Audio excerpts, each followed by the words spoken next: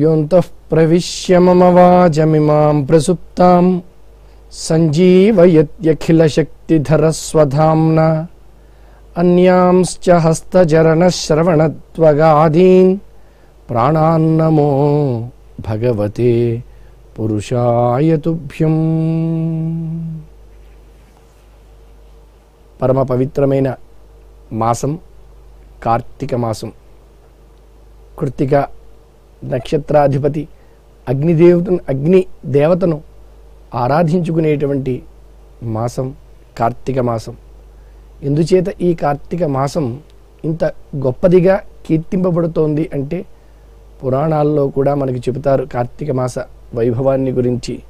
కార్తీక ఖలువై మాసః సర్వమాసేషు చోత్తమః పుణ్యానాం పరమం పుణ్యం పావనానాంచ పావనం యత్కించిత్ క్రియతే పుణ్యం విష్ణుముద్దిశ్య కార్తికే తస్య క్షయం న పశ్యామి మయోక్తం శృణు నారద అని చెప్పి మనకి నారద పురాణంలోను, విశేషంగా స్కాంద పురాణంలోను, అలాగే పద్మ పురాణంలో కూడా ఈ కార్తీక మాస వైభవం గురించి చెప్పడం జరిగింది.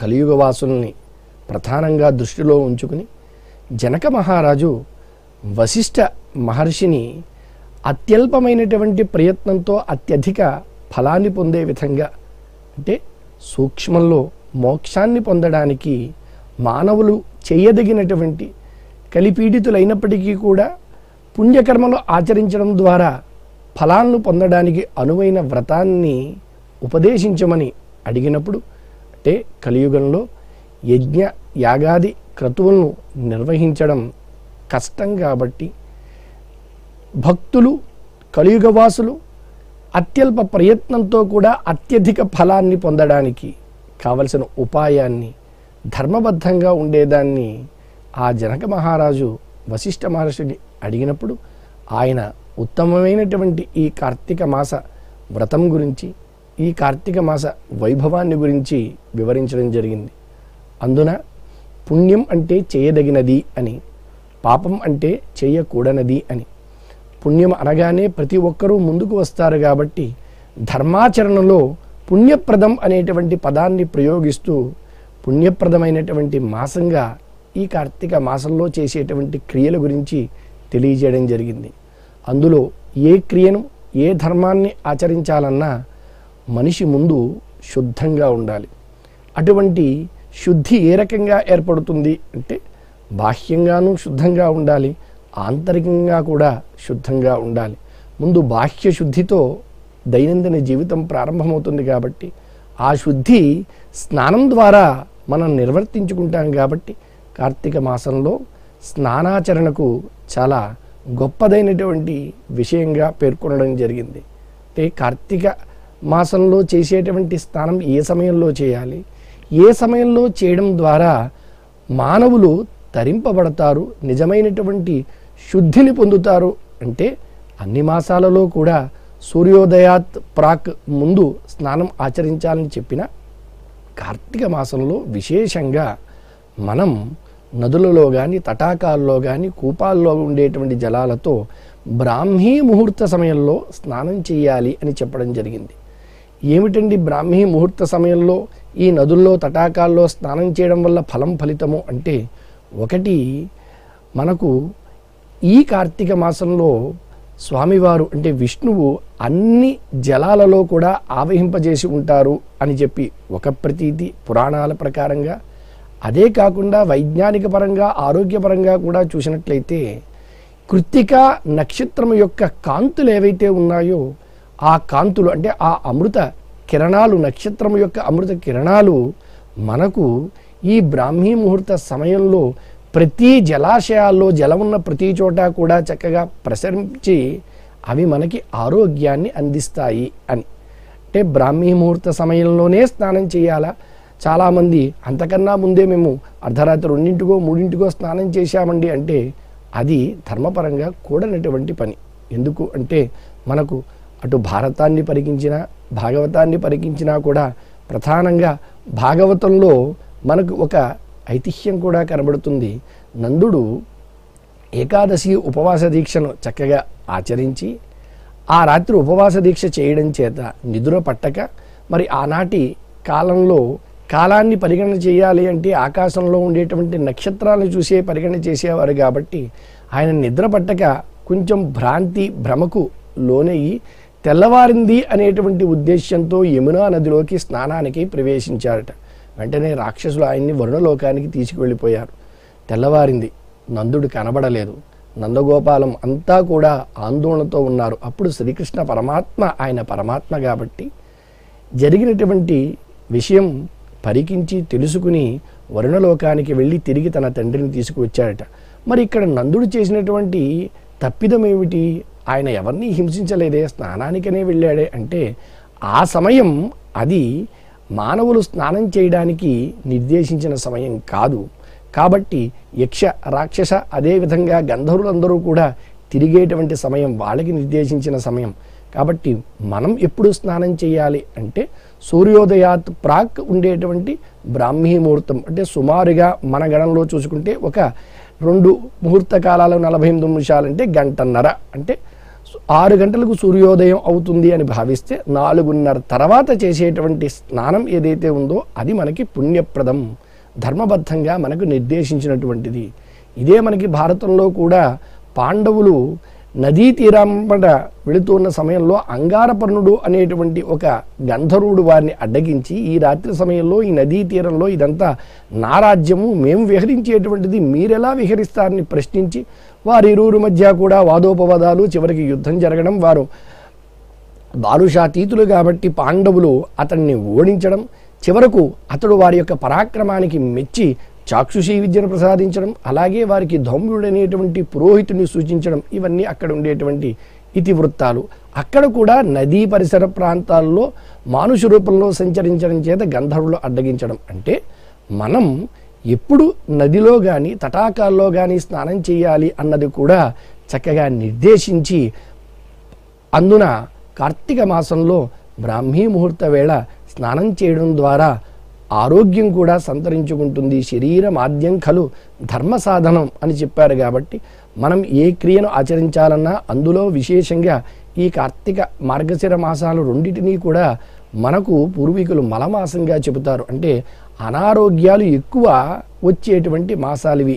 దేని ద్వారా అంటే శుద్ధి లేకపోవడం ద్వారా, శుద్ధి అయినటువంటి వస్తువులను స్వీకరించకపోవడం ద్వారా ఆహారంగా. అంటే ఈ 2 మాసాలలో కూడా మానవులు సరైనటువంటి క్రియను, అంటే ఏ రకమైన క్రియను అంటే ఉండే శుద్ధి ప్రక్రియలో ఒకటి, అలాగే స్వీకరించేటువంటి ఆహార పదార్థాలలో నియమాలను ఆచరించినట్లయితే అనారోగ్యం పాలు కాకుండా ఉంటారు, ఆరోగ్యవంతులుగా ఉంటారు.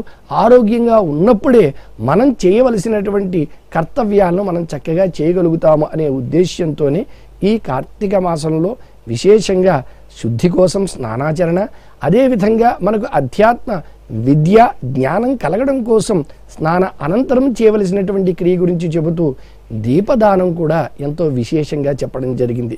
ఈ కార్తీక మాసం మనం ముందుగా చెప్పుకున్నట్లుగా కృత్తిక అనగానే అది అగ్ని ప్రధానమైనటువంటి నక్షత్రం. ఆ నక్షత్రాధిపతి అగ్నిదేవుడు కాబట్టి ముందు ఆ అగ్నిదేవుని చక్కగా ఆరాధించడం, ఆ అగ్నిదేవుని ద్వారా మనకి ప్రధానమైనటువంటి, మనలో కూడా జఠరాగ్ని ఉంది అంటాం కాబట్టి ఆ అగ్నిదేవుణ్ణి ఆరాధించే ప్రక్రియ ఈ కార్తీక మాసంలో మనం నిర్వర్తించుకోవడం.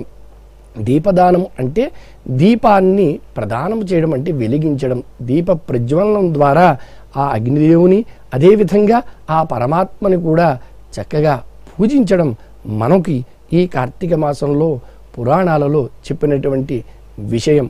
ఆ దీప ప్రజ్వలన చేయడం ద్వారా, దీప జ్యోతి ప్రజ్వలనలో కలిగేటువంటి కాంతి వల్ల మనకు కలిగే ప్రయోజనాలను కూడా ఎంతో చక్కగా పురాణాలు వివరిస్తూ ఉన్నాయి. ఈ కార్తీక మాసంలో దీప ప్రజ్వలనం, దీపదానం చాలా విశేషంగా చెప్పడం జరిగింది.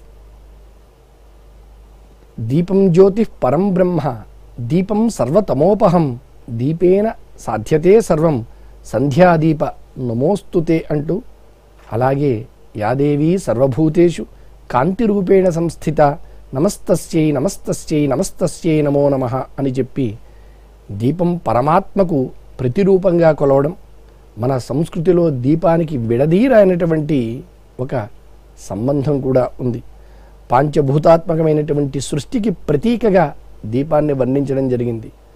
ఆ దీపం మట్టి ప్రమిద భూతత్వానికి, తైలం జలతత్వానికి, ఒత్తి ఆకాశతత్వానికి, వెలగడానికి కదలాడే గాలి వాయుతత్వానికి, జ్యోతి అగ్నితత్వానికి ప్రతీకలుగా వర్ణించారు.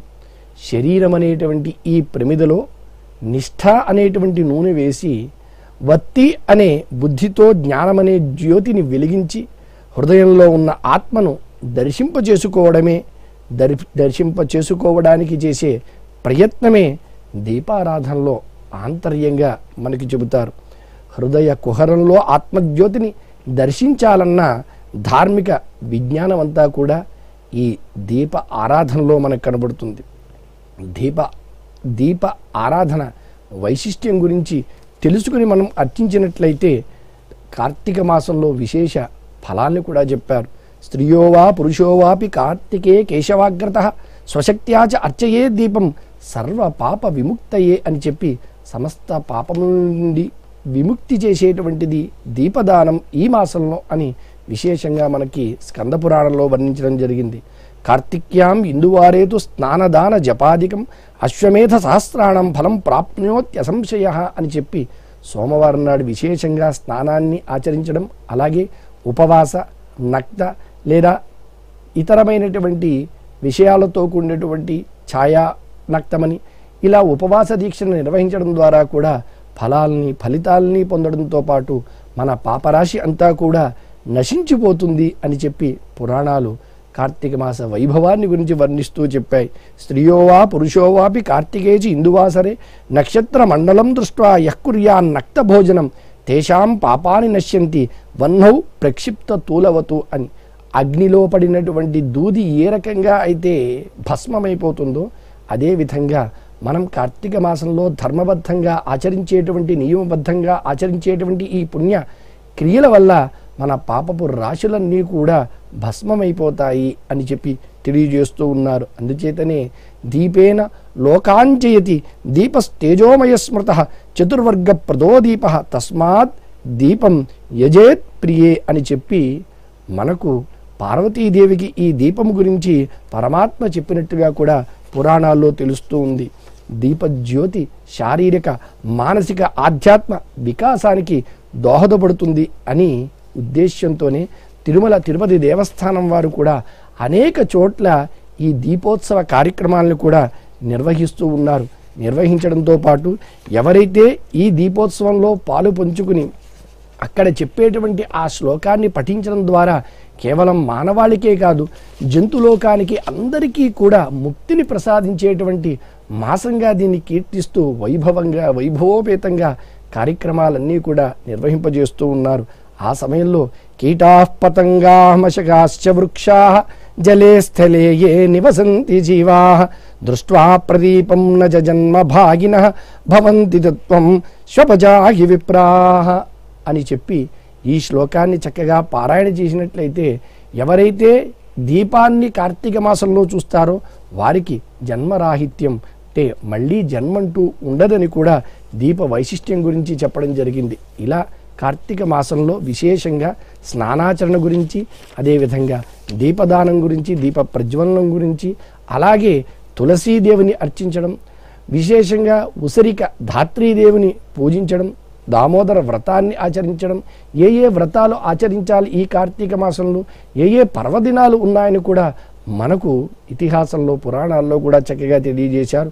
మనకి ప్రారంభంలోనే బలిపాడ్యమి అని, అలాగే యమద్వితీయ అని, దాన్నే భగిని హస్త భోజనం అని చెప్పి, త్రిలోచన గౌరీవ్రతం, నాగుల చవితి, నాగపంచమి, స్కందషష్ఠి ఇలా విశేషంగా మనకు ఈ కార్తీక మాసంలో పర్వదినాలు కానవస్తాయి.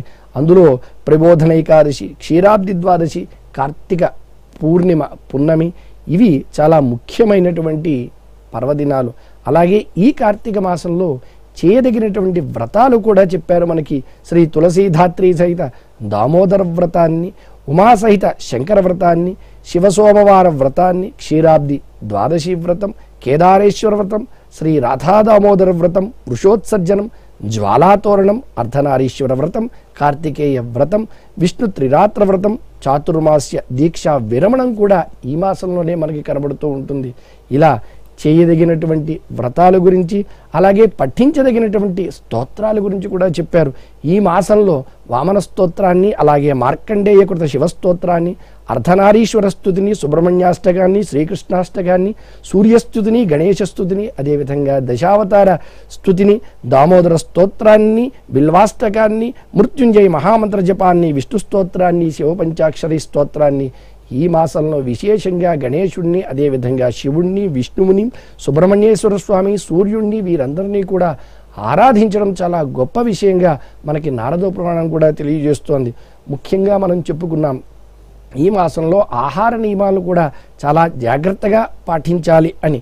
కాబట్టి ఈ మాసంలో ఏదైతే సాత్వికతను అందించేటువంటి, సత్వగుణాన్ని అందించేటువంటి ఆహార పదార్థాలు ఉంటాయో వాటిని మాత్రమే స్వీకరించాలి అని కూడా. కాబట్టి ఈ మాసంలో రజస్తమో గుణాల్ని అభివృద్ధి చేసేటి, పెంపొందింపజేసేటువంటి పదార్థాలను స్వీకరించకుండా ఉండాలి. సత్వమైనటువంటి ఆహారాన్ని, అంటే వీలైనంత మాత్రం మనకు ఏ రకమైనటువంటి హాని చేయనటువంటి ఆహార పదార్థాలని స్వీకరించమని కూడా చెప్పారు. శివారాధనం, కేశవారాధనం, శక్త్యుపాసనం, గణేశార్చనం, సూర్యార్చనం, సంవత్స గోపూజనం, వృషభ పూజ, అశ్వత్థ పూజ, వటపూజ, తులసీ పూజ, ధాత్రీ పూజనం, గంగానదీ పూజనం, జలస్థాన పూజనం, ఇవన్నీ కూడా పూజింపదగినటువంటి దేవతామూర్తులుగా మనకి ఇందులో చెప్పారు. అందులో విశేషంగా మనం చేయవలసినటువంటిది ఈ కార్తీక మాసంలో ప్రాతః స్నానం చేయడం, అంటే సూర్యోదయాత్ పూర్వము బ్రాహ్మీ ముహూర్త సమయంలో, అలాగే దీప ప్రజ్వలనం, దీపదానాన్ని చేసుకోవడం. విశేషంగా కార్తీక మాసంలో ప్రదోష వేళ, అంటే చీకటి పడడానికి ముందు వేళ శివుడి గుడికి కానీ విష్ణువు గుడికి కానీ వెళ్ళి అక్కడ దీపారాధన చేయడంతో పాటు ఆ విష్ణు సంబంధమైనటువంటి పురాణాలని కూడా చక్కగా, శివ సంబంధమైనటువంటి గాథలన్నిటినీ కూడా ఆలకించడం ద్వారా కూడా పుణ్యం లభిస్తుంది అని చెప్పారు.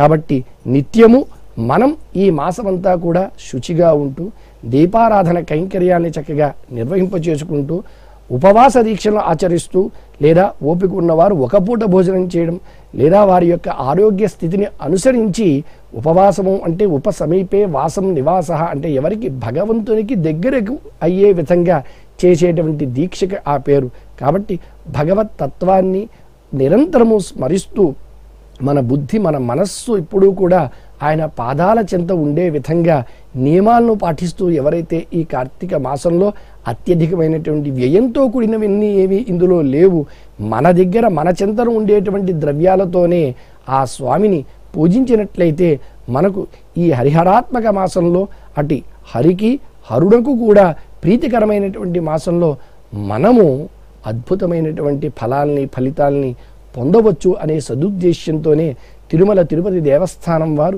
హిందూ ధర్మ ప్రచార పరిషత్ సౌజన్యంతో వారి ఆధ్వర్యంలో శ్రీ వెంకటేశ్వర భక్తి ప్రసార మాధ్యమంగా కూడా మనకు కార్తీక మాసంలో జరిగేటువంటి ప్రతి క్రియను కూడా మన గుడి కార్యక్రమం ద్వారా ఆంధ్రప్రదేశ్లో ఉండేటువంటి 26 జిల్లాల్లో ఉన్నటువంటి దేవాలయాల్లోనూ, అదేవిధంగా తెలంగాణ ప్రాంతంలో ఉన్నటువంటి 33 జిల్లాల్లో ఉండేటువంటి దేవాలయాల్లోనూ ఈ వైభవోపేతమైనటువంటి వ్రతాలకు సంబంధించి, స్వామివారి గాథలకు సంబంధించినటువంటి హరికథా కాలక్షేపాలను, పురాణ ప్రవచనాలను, అదేవిధంగా వ్రతాలు అన్నిటినీ కూడా నిర్వహింపజేస్తూ ఉన్నారు. విశేషంగా మనం ప్రతిరోజు ప్రాతకాలంలో ఆ స్వామివారికి జరిగేటువంటి అభిషేకాది కార్యక్రమాలను వీక్షిస్తూ ఉన్నాం. ప్రత్యేకంగా చేసేటువంటి వ్రతాలను కూడా శ్రీ వెంకటేశ్వర భక్తి ప్రసార మాధ్యమంలో వీక్షిస్తూనే ఉన్నాం. అలాగే దివ్య వైభవంగా చేసేటువంటి దీపోత్సవాలను కూడా తిలకించబోతూ ఉన్నాం.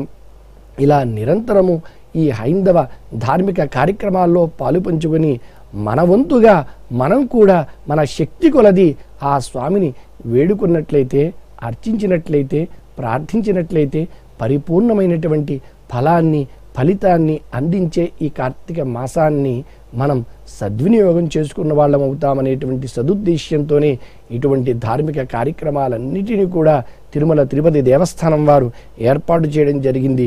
కాబట్టి మనందరము వారి నిర్వహించేటువంటి కార్యక్రమాల్లో భాగస్వాములు అవుదాం. మనకి పొందేటువంటి ప్రయోజనాల్ని పొందే విధంగా పరిపూర్ణంగా త్రికరణ శుద్ధిగా ఆ పరమాత్మని మనం పూజించుకుందాం, అర్చించుకుందాం, సద్గతిని పొందుదాం. తురీయ పురుషార్థమైనటువంటి మోక్షానికి సోపాన మార్గాన్ని నిర్మించుకుందాం. ఓం నమో వెంకటేశాయ.